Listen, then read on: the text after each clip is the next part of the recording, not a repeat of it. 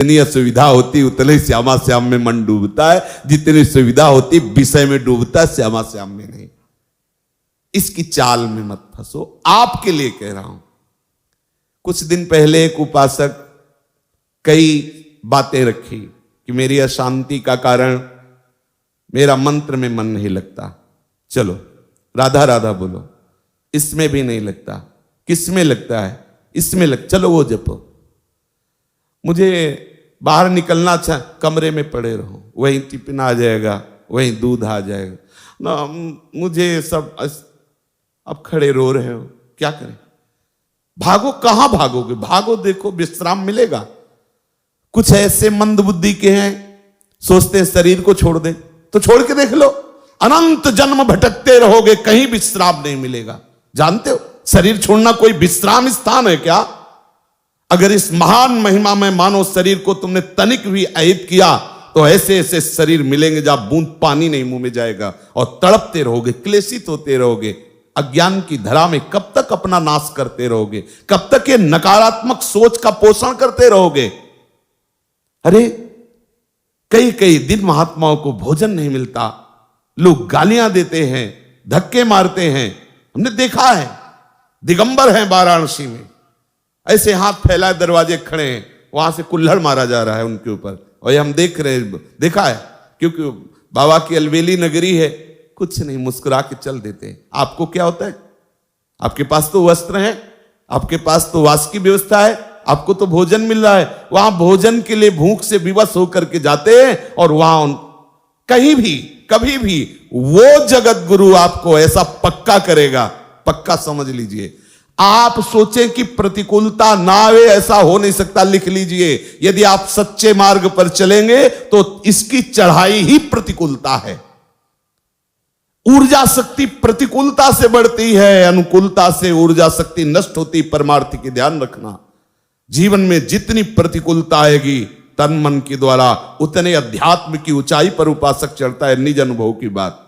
श्री सन्यासी सदगुरुदेव भगवान वाराणसी समाधि मठ आदेश किया कि बद्रीनारायण चलना है।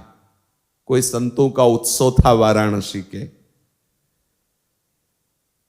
और अपना तो हृदय में आग लगी हुई थी कि यदि मैं वही हूं तो कैसा हूं, कौन हूं? मुझे ब्रह्मबोध होना चाहिए। नई अवस्था, बस एक ही लगन थी, मुझे ब्रह्मबोध होना चाहिए। गुरुदेव भगवान का आदेश बद्रीनाथ। मुझे पता था कि वहां व्यवहार का उत्सव है, भंडारा और सब जैसा होता है संतों का, ऐसा मन में लगा कि गुरु आज्ञा का उल्लंघन। और ये आग, जो आग थी, उसने हमें आदेश किया बनारस से बाहर नहीं जाना। क्या करें?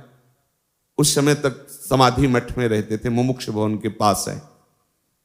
एकदम अंदर से निश्चय आया, एक बार कूदो। बस एक दो वस्त्र लिए बाहर निकले तो जो गेट द्वारपाल थे, और उनका इस समय आप कहां जा रहे हैं? तो हमने कहा प्रश्न करने की जरूरत नहीं, सदगुरुदेव भगवान पूछे तो कह देना 80 घाट में है। चले गए, क्योंकि पास कुछ ले रहे थे, चेक करने की जरूरत नहीं। आश्रमों में ऐसा होता, और ऐसा होना भी चाहिए कि उनकी सुरक्षा में सहयोग देना चाहिए जो जहां है, क्योंकि उससे भी तो प्रश्न होते हैं। 80 घाट में जब आए तो निश्चय किया, ये हम हृदय की बात करें, आज के बाद कभी अर्थ स्पर्श नहीं करेंगे जब तक ब्रह्मबोध नहीं होगा। आज के बाद किसी के दरवाजे पर भिक्षा के लिए नहीं खड़े होंगे, और किसी को अपना मित्र नहीं बनाएंगे। वाराणसी के घाटों में रहने का निश्चय, आकाश वृत्ति से जो मिल जाएगा हमारे पास आ जाएगा, हमारे विश्वास पूर्वक, ऐसा नहीं कि दान पुण्य जैसा तो हम उसे पालेंगे, ऐसा भावना करके।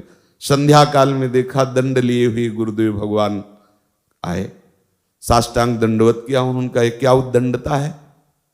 हमारा जो उद्दंडता तो है, पर हम रोने लगे क्योंकि हृदय में पीड़ा थी। हम कहा महाराज जी, आपको हृदय की बात कहता हूं, जब तक मुझे ब्रह्म बोध नहीं होता मुझे कुछ अच्छा नहीं लगता। मुझे बद्री नारायण जाना और वहां संतों की संगोष्ठी, मुझे बस एक आग लगी हुई, मुझे ब्रह्मबोध। ऐसे होता है ब्रह्मबोध, घाट में पड़े रहने से भिक्षा तो चाहिए ना, वास तो चाहिए ना, ऐसे ऐसे होता है। वो तो गुरु का मतलब माता होती है ना, अत्यंत दुलार। हम कहा आपके सामने वचन देते हैं, किसी के घर में नहीं जाएंगे, किसी आश्रम में नहीं जाएंगे, किसी छत के नीचे नहीं, यही घाट में रहेंगे, किसी से मांगेंगे नहीं, अर्थ नहीं छुएंगे, कभी आपको कोई ये कहेगा नहीं कि आपका शिष्य ऐसा, कभी आप निश्चिंत रहिए।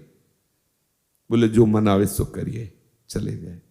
और काफी दिनों के बाद जब उन्हीं घाटों पे मिले तो ऐसे दंड सहित ऐसे हृदय से लगाया, बस ऐसे मौन रहे, कुछ बोले नहीं, बस ऐसे। अब कभी इतना सेतुआ मिल जाता जैसे भिक्षुकों को बांटते हैं, कभी 1-2 पीस बर्फी मिल जाती, गंगा जलपान, कई कई दिन। अन्नपूर्णा का धाम है, पर कई कई दिन ये सब्जी रोटी दाल ये जो अपने भरपेट पाते नहीं मिला।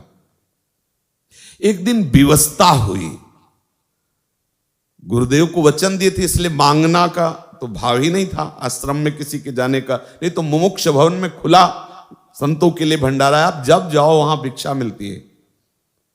लेकिन वो जो आग थी ब्रह्मबोध प्राप्त करने की, उसने ये सब कर दिया। दरवाजे पे जाके बैठ गए, मांगना नहीं है लेकिन बैठ गए। अब वहां से जो गृहस्थी के मुखिया थे वो निकले, कैसे बाबा बैठे हो? ऐसे ही बैठ गए। भोजन पाओगे? तुम कहा जैसी प्रभु की इच्छा, महादेव की जैसी इच्छा, बैठो।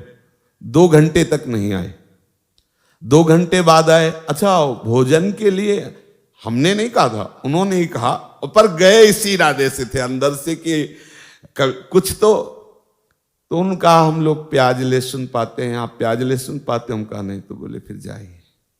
बहुत हंसी आई मन की चाल पर जब बाहर ले का, ठीक इसको ठीक दंड दिया गया।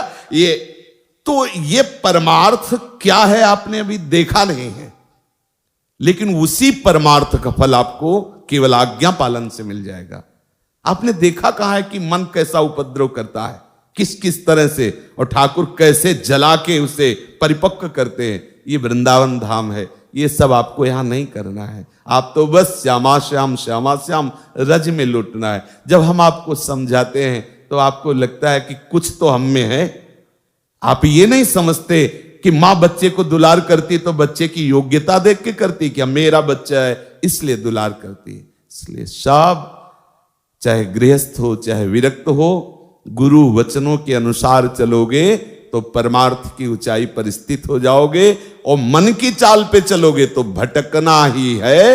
ये तुम्हें दिखाएगा कि हम यमुना किनारे खूब भजन करेंगे। हम आपको कहते हैं अगर आपने कोई भी उद्दंडता की तो माना कि 4 दिन ये आपसे वो करवाएगा, लेकिन 5वें दिन ऐसी जगह खड़ा करेगा जहां से आपका परमार्थ क्षीण होने लगेगा। विश्वास मानिए, धैर्यपूर्वक गुरु आज्ञा के अंतर्गत चलिए तो ये मन श्यामा श्याम में अनन्य हो जाएगा, जो जन्म जन्मांतरों की साधना से नहीं मिलता, वो कृपा से तुम्हें मिल जाएगा। भगवत रसिक जी कह रहे हैं कै बच्चा के पेट, बस बच्चा ही तो बनना। बच्चा क्या करता है मैं बताओ? बच्चा शब्द से क्या तात्पर्य है? केवल आचार्य चरण गुरु चरण के सहारे हो जाना, आश्रित हो जाना। अंदर से सोच लो मुझे कुछ नहीं करना, अब मैं श्यामा श्याम के आश्रित हूं। हे श्यामा श्याम, जैसे अपने प्राय सत्संग में कहते रहते हैं, आप ही हमारे साधन हो और आप ही हमारे साध्य हो। तो हमारे साधन का तात्पर्य क्या है? मैं आपकी शरण में हूं, आपके आश्रित हूं। अब आप जो करवाना चाहो तो देखो कर। महापुरुषों ने इसी बात का अनुभव किया है। तब उनसे जब बात करो कि प्रभु भजन निरंतर कैसे होता है, तो कहते प्रभु की कृपा से होता है।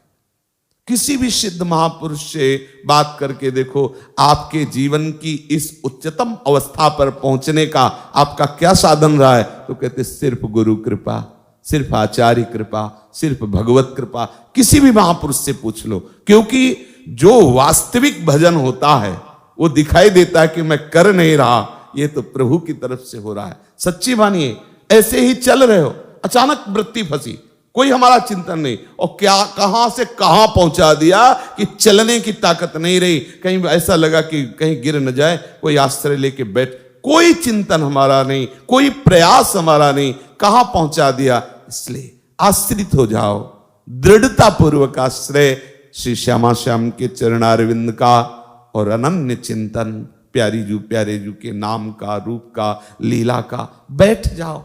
ये सब मन की जो भागा दौड़ हटाओ, विश्राम कर लो।